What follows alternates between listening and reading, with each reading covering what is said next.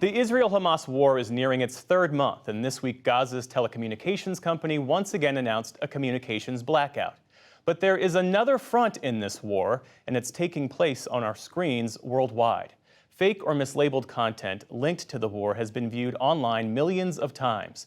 To explore this issue, Amna spoke earlier with Shayan Sadarizadeh, a senior journalist with BBC Monitoring's disinformation team, and Valerie Wirtschafter, a fellow studying technology and foreign policy at the Brookings Institution. Thank you to you both for joining us. We really appreciate it. Valerie, I want to start with you. You've looked at misinformation and disinformation coming out of other conflicts too. What is different about this work when it comes to this specific conflict? I think what's different here is that this is really, I think, an emotionally resonant conflict on both sides. And so we see that there is sort of this confirmation bias, this ability to kind of just discount confirming evidence. All of those things I think are really in play here. And the reach, Valerie, just to follow up on that, on some of these videos is really frightening. Video that claimed to be Israeli forces shooting at Israelis at the music festival on October 7th. That was seen 30 million times.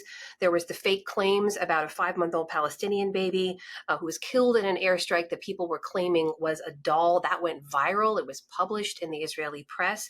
I mean, does the global interest in this war mean that misinformation, disinformation gets spread even faster? I think shocking things that resonate, go viral. The boring stuff, the truth when we can get to the bottom of things, that's far less resonant, I think. And so, when there are kind of claims being lobbed back and forth, they get amplified.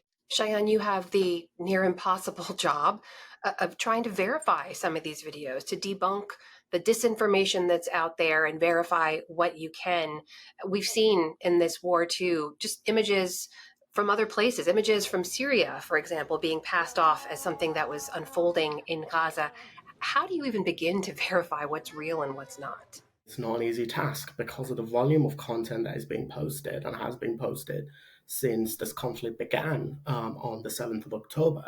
And obviously, the nature of this conflict is a little bit different to, say, the conflict that we're seeing in Ukraine, or before that, the conflict in Syria. This is a conflict that's been going on for decades and decades and decades and decades. People have already sort of jumped into this with sort of their minds completely made up, and already they assume that they're in an information war and they have to win it at any cost, even if it means denying that a 5-month-old Palestinian baby was actually a real baby and not a doll, and his mother, who was just showing that baby to photographers in grief, was not faking it. Or that, a 16-year-old Israeli teenager whose parents was killed in front of him in a kibbutz near the border with Gaza on the 7th of October is not a crisis actor and is not basically holding his laughter in front of cameras as he's given an interview recounting how he saw his parents get killed in their house in front of his own eyes. Valerie, how does the origin of some of this disinformation matter in this conflict? I'm thinking specifically of a video I know was widely covered. The Israel Defense Forces shared a list that was posted in a basement of a Gaza hospital. They said it was a list of Hamas members, a schedule for them guarding Israeli hostages. It was actually a calendar in which the days of the week were listed in Arabic, but that video was reported on widely by a number of other news organizations. It's coming through official channels. How does that change the nature of this information war? I think it creates sort of just an immediate ability to distrust any purveyor of information who is in the region, on the ground, potentially, given the destruction and the violence in this conflict. There are so few people that are actually on the ground. Those that are on the ground actually do have kind of a vested interest in the information space. And so, we can see it with the IDF and the calendar example you mentioned, trafficking in conspiracies or misleading information. Journalists who want to get into Gaza have to go with the IDF. That's maybe innocuous. Maybe it's just to review footage, to make sure that, identities aren't revealed or things like that, but it's immediately sort of ability to dismiss given past, whether it's massaging the truth, completely fabricating things, or sort of seeding alternative narratives, it's immediately disqualifying as well.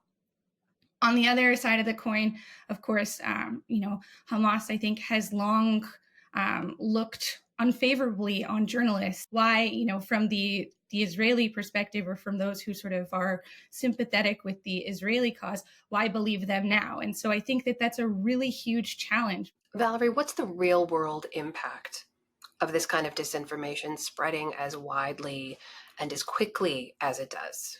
Maybe an example is the best way to answer that question is looking at the kind of aftermath and ambiguity around the hospital bombing kind of earlier in the conflict.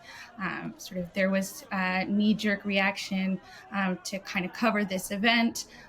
All the information wasn't known. Mainstream media outlets jumped on it, of course. Protests erupted, and then several diplomatic meetings were canceled as a result.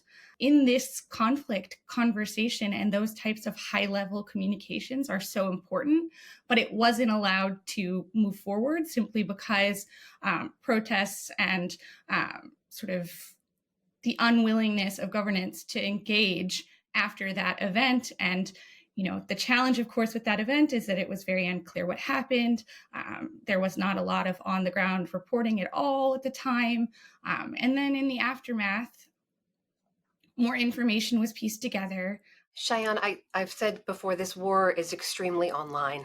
And were it not for social media and a lot of online platforms, you have to think about what we wouldn't see when it comes to both the October 7th attacks and also what's been unfolding on the ground in Gaza, with people getting so much information and so much content. How do you advise them on what they should do, how they should view all of this in sorting out what's real from what's not? Well, it is not easy. It's not an easy question for me. It's not an easy question for journalists. Never mind, the ordinary member of the public who just wants to go online and see what's going on. It's important to just, first of all, be careful about the source, who's saying this, how biased are they? What type of narrative are they pushing? Just have a look at their profile online. Again, they might have hundreds of thousands of followers, millions of followers, but are they actually pushing a certain narrative, a certain agenda? Or are they somebody who's genuinely, or an outlet who's genuinely trying to tell the story of the conflict without putting any personal bias into it? See whether this video that has got 10 million views, has it been reported anywhere else? Has any of the journalists who are either in Israel or in Gaza mentioned this, referred to it? Try and follow people, actual journalists who are on the ground, or actual people, witnesses, eyewitnesses who have reliably posted videos from what's happening on the ground on several occasions before this particular video. So if you see something that is incredibly viral, that doesn't necessarily mean it's true. It also doesn't necessarily mean it's false. It just means, with a conflict like this, we all have to be careful. If you're not 100%, the best thing to do is just not share it. I'm so grateful to both of you for the work you do to make sure the facts get out there. Shayan Sardarizadeh and Valerie Wortschefter, thank you so much for your time.